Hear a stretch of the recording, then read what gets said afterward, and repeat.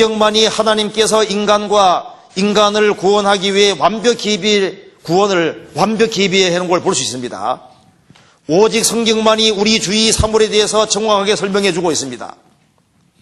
7번에 성경에는 인간의 한계를 넘어서는 특별한 통일성과 조화성이 있습니다.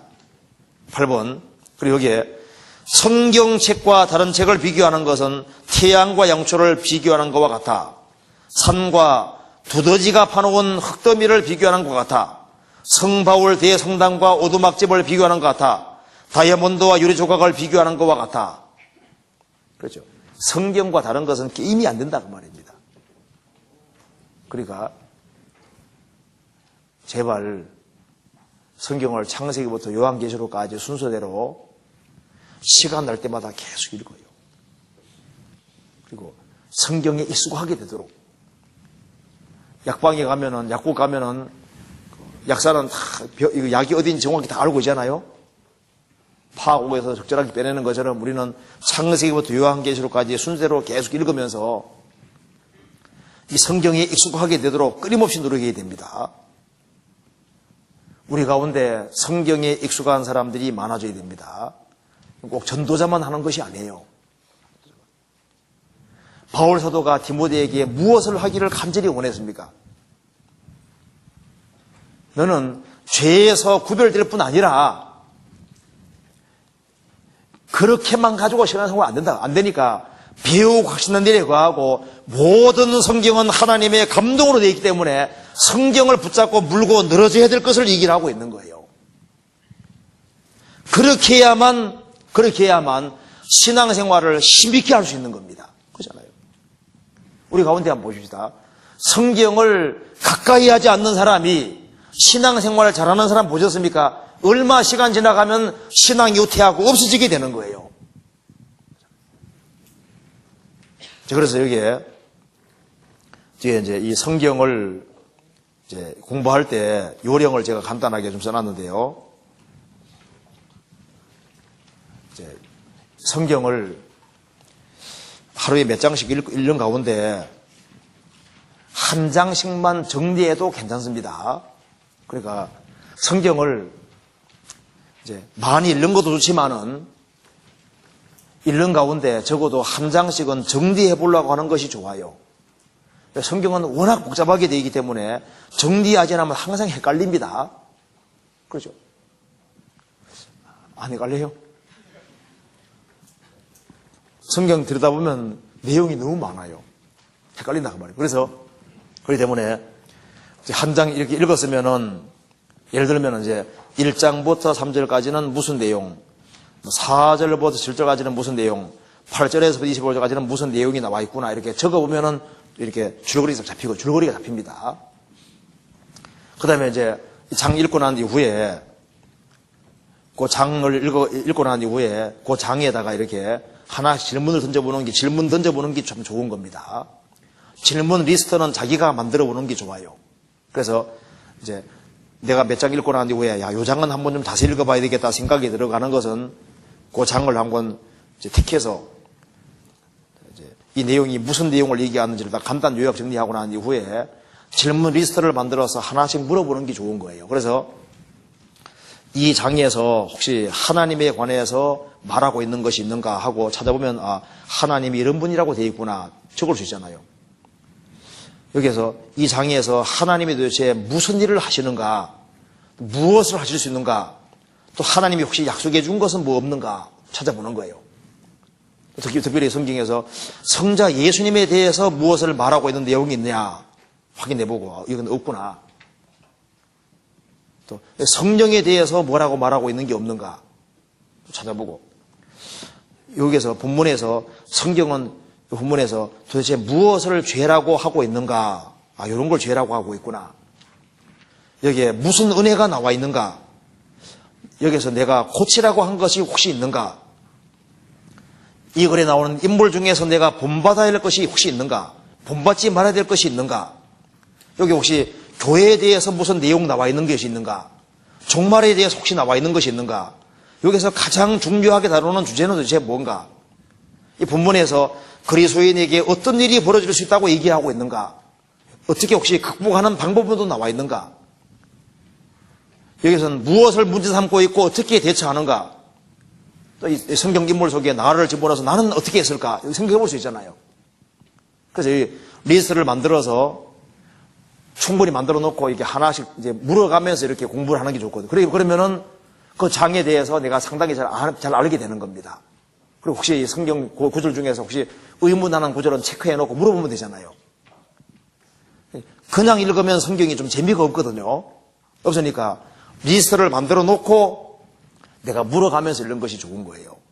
그러면서 틈날 때마다 좋은 책, 추천받은 좋은 책들을 읽어보는 게 필요할 겁니다.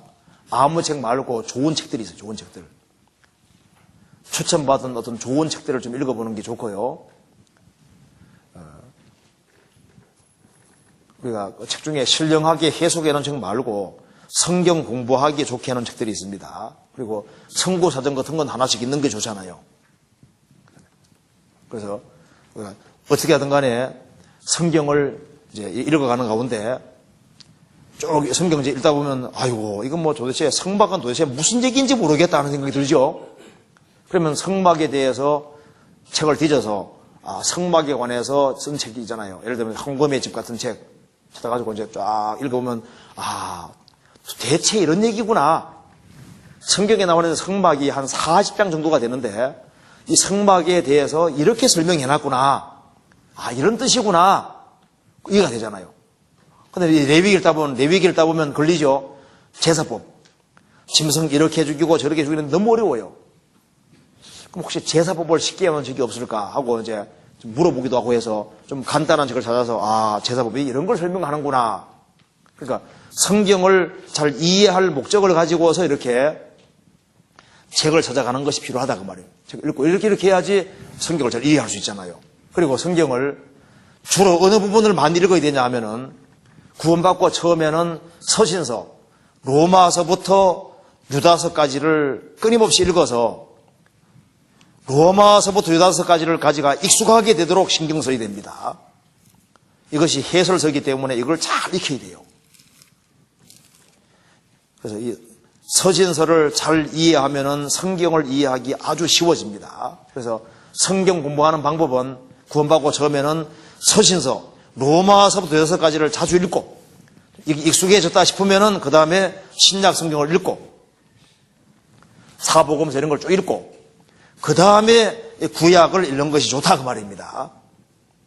물론 완벽한 방법은 아닙니다. 그렇지만은 이렇게 공부하면 좀 수월하게 공부할 수 있고 그래서 공부하실 때 내가 적어도 몇 장을 읽고 난 이후에 한 장은 적어도 택해서 한번 한 장은 정리해보자 하는 그런 심정을 가지고 딱 정리해가 노트에다가 한번 딱 적어봐요.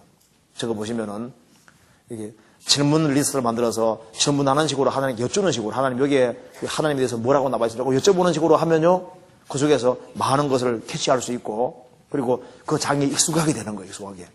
그래서 이렇게 해서 365일을 지나면은 365장을 잘 알게 되거든요. 이렇게 해서 3년 지나면은 1000장 이상을 잘 알게 되잖아요. 그냥 읽어가지고는 잘 몰라요.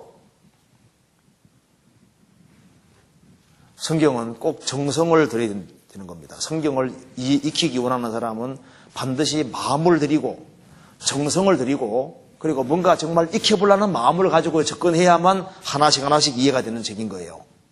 그게 되시죠?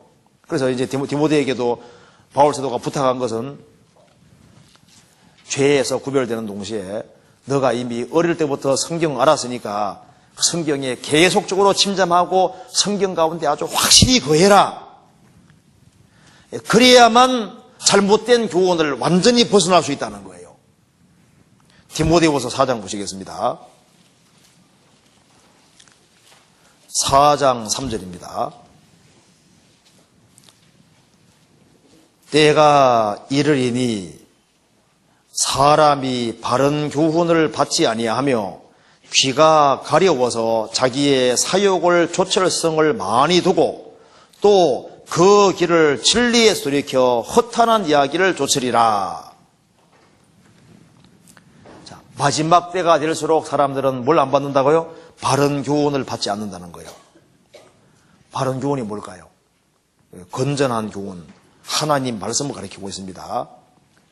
성경은 바른 교훈입니다. 모든 면에서 바른 교훈입니다. 우리가 먼저는 이 바른 교훈에 익숙하게 되어야 되거든요.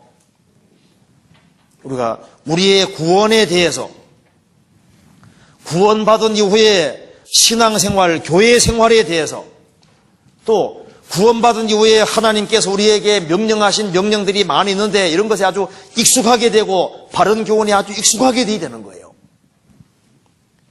그래서 영혼의 존재, 내세의 존재, 천국과 지옥의 존재, 세상은 장망성이고 우리는 나그네고 잠깐 세상은 스쳐 지나가는 곳이고, 그래서 속죄를 받아야 천국 갈 수 있고 속죄받고 성령 인도를 받아야 된다는 이 등등, 이 성경에서 핵심으로 가르치는 교훈, 그 바른 교훈에 익숙해져야 되고 그 위에 딱 서야 되는 거예요.